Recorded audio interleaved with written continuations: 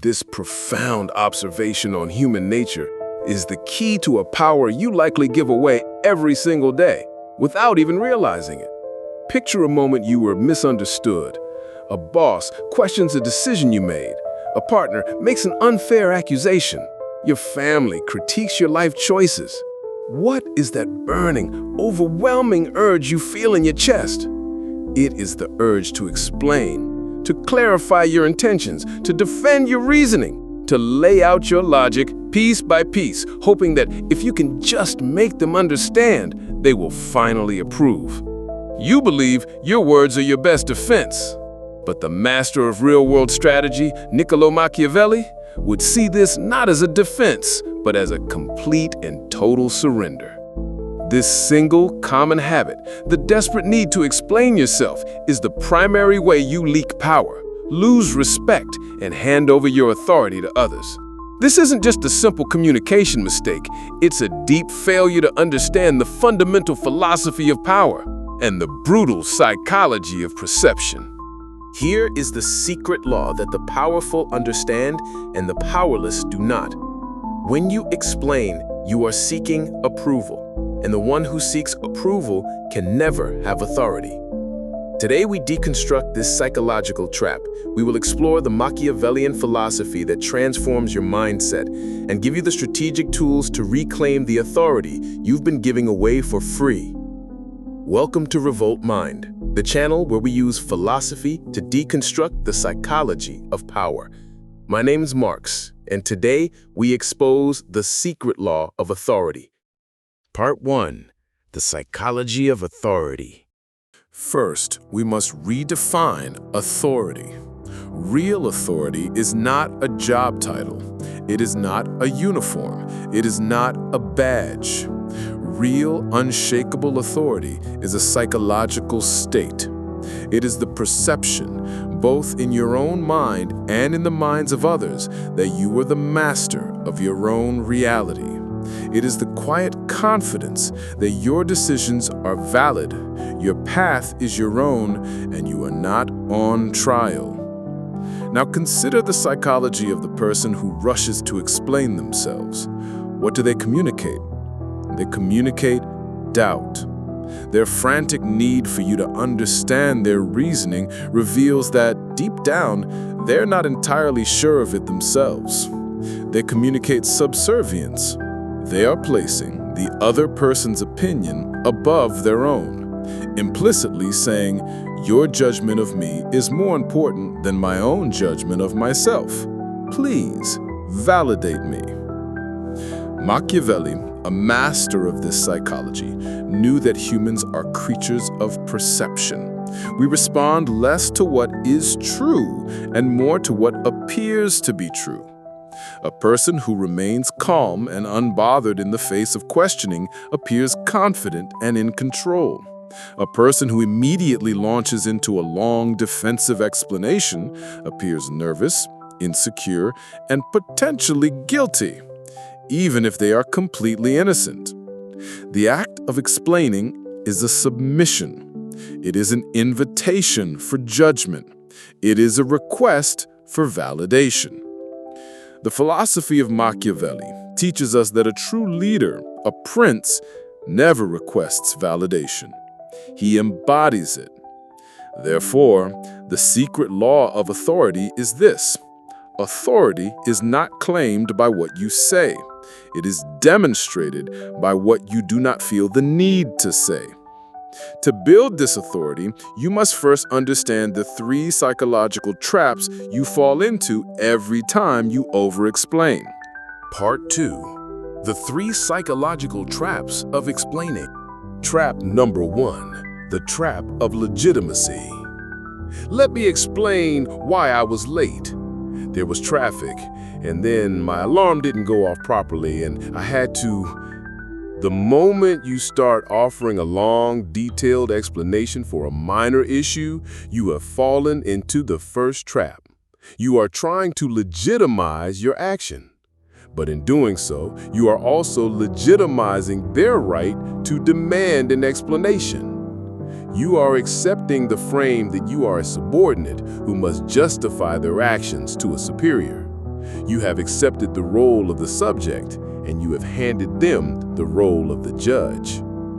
A person with true authority does not legitimize every minor inquiry. If they are late, they do not offer a desperate monologue. They offer a simple, confident statement. "My apologies for the delay. Let's begin." They do not invite a trial over their character. They address the situation and move on. The psychological message is clear. My reasons are my own, and I am not seeking your approval of them.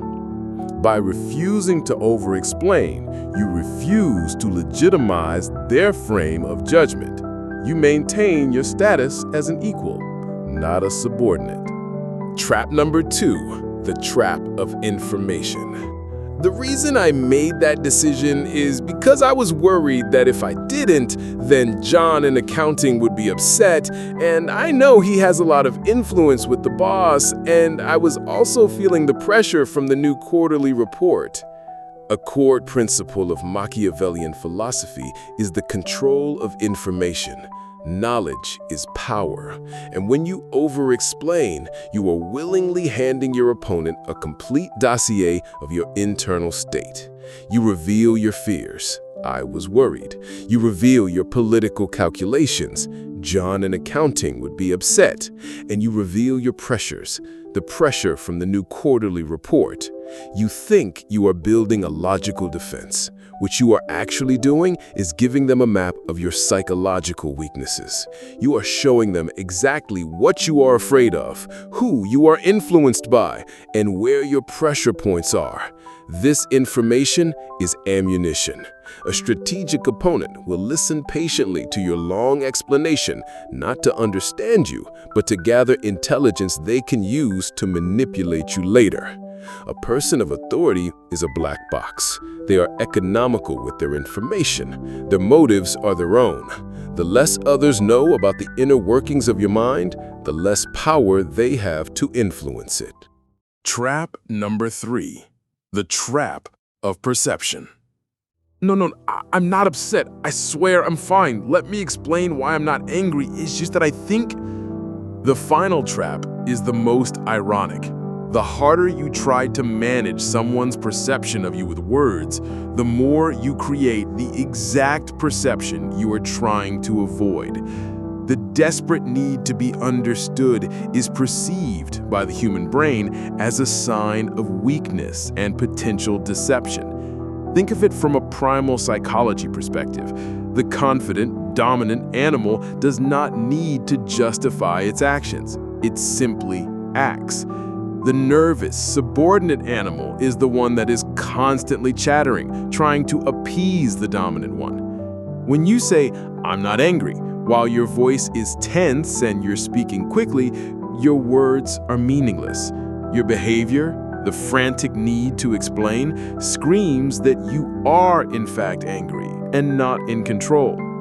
Calm silence or a short, deliberate statement is perceived as strength and certainty. It communicates that you are so secure in your position that it does not require a lengthy defense. The perception of authority is created not by the logic of your explanation, but by the calmness of your delivery. Part 3. The 3 Laws of Authority. To escape these traps, you must replace the habit of explaining with a new personal philosophy built on 3 laws of authority. Law number 1, the law of economy. Embrace brevity. Practice saying less than necessary. When asked the question, give a direct, concise answer, and then stop talking. Let there be silence.